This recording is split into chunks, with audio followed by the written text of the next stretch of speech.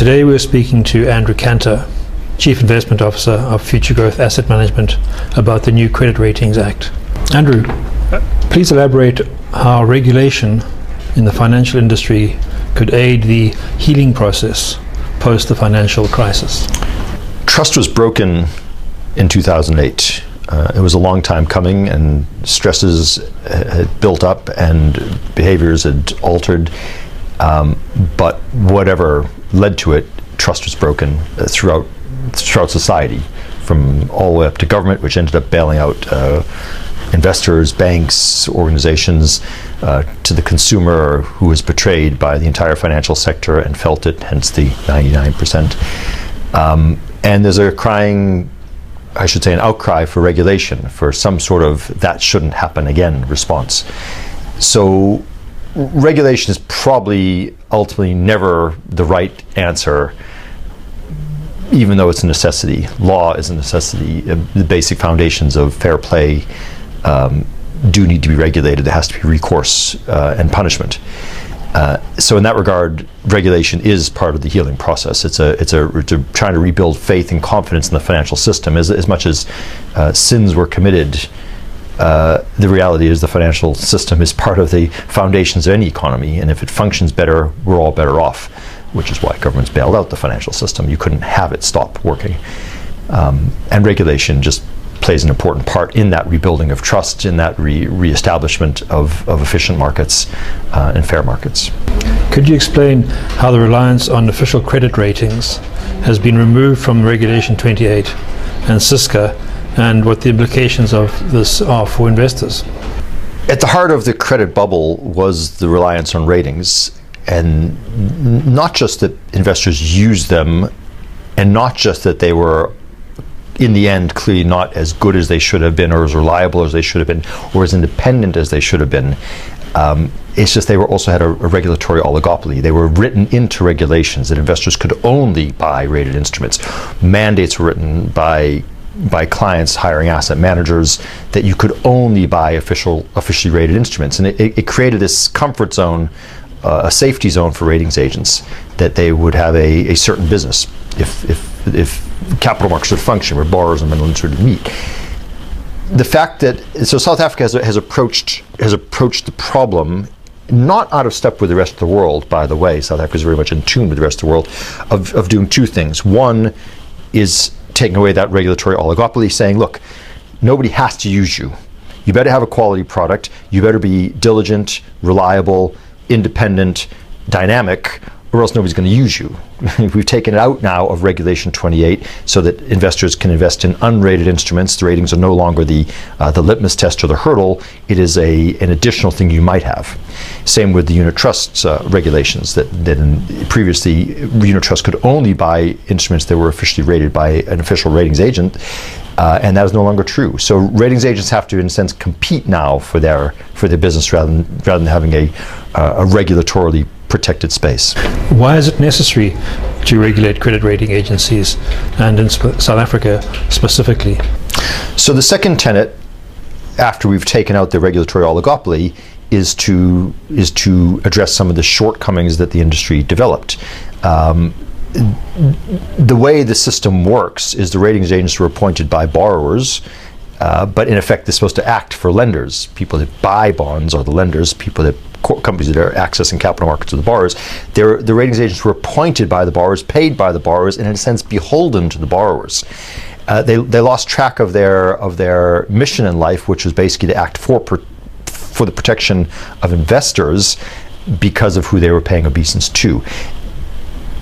On top of that, the models that they were using evidently weren't as good as they should have been, or as thorough as they should have been.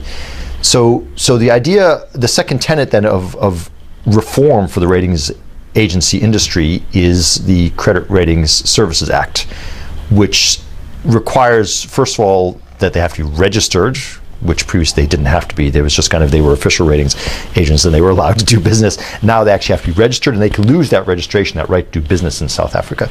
And that requires them to give a whole ramp of information to the regulator, who will vet them about the skill sets, about their boards of directors, and the the fit and proper status of their directors and senior management, not dissimilar, by the way, to any other fiduciary business, service business. It requires them to have a code of conduct. It requires them to be more transparent about their ratings methodologies. It requires them to have an independence compliance function inside.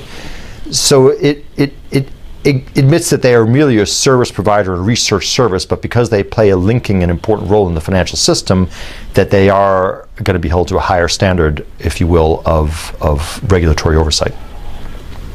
So that's the second tenet. You put those together, take away the regulatory monopoly, so that it must face competition and nobody's forced to use them, and you couple that with building credibility through a regulatory process, then there may be hope for ratings agents to rebuild some credibility in South Africa. And what controls do the regulations have over the activities of the agencies? So the real trick here is to get the ratings agents to stop working for the borrower and get them to start working for the lender.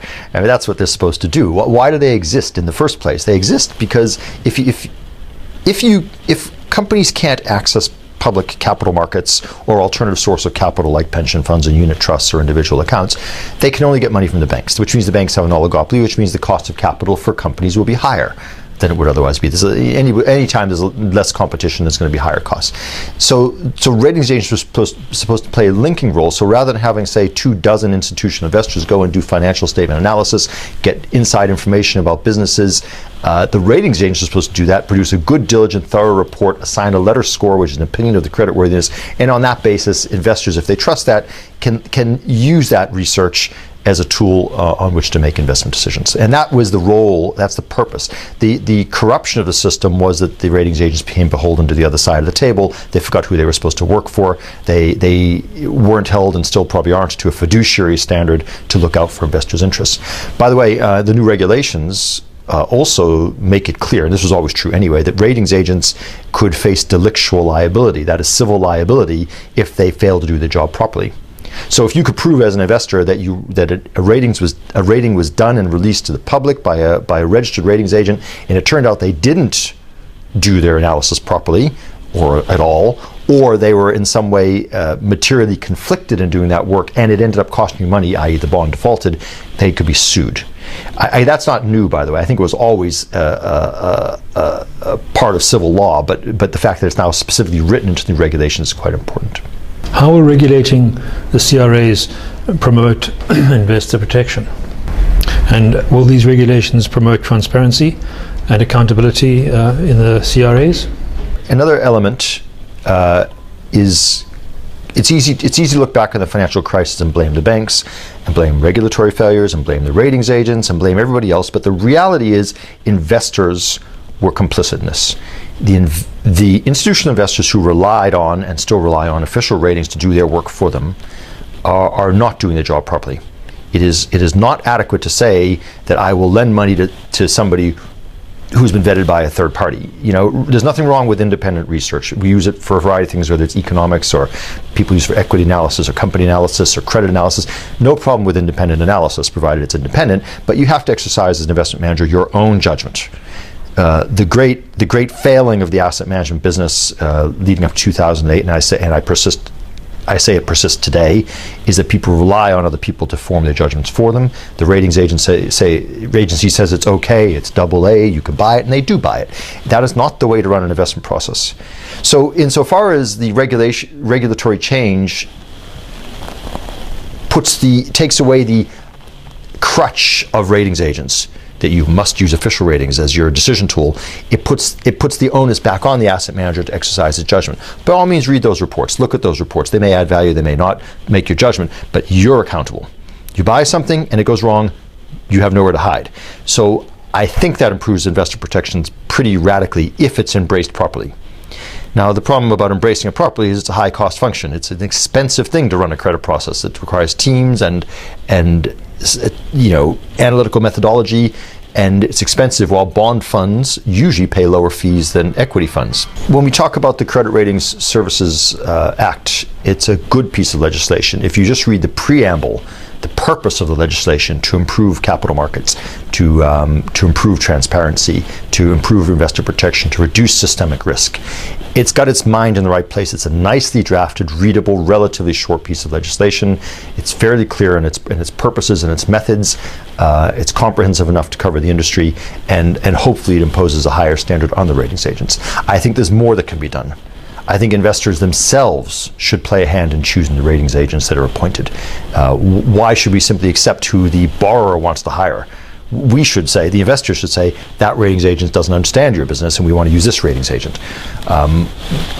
We should be demanding that ratings agents tell us about their staff complements and their skill sets, in the same way that asset managers have to answer for our staff complements and our skill sets. And we can't claim to be all things to all people.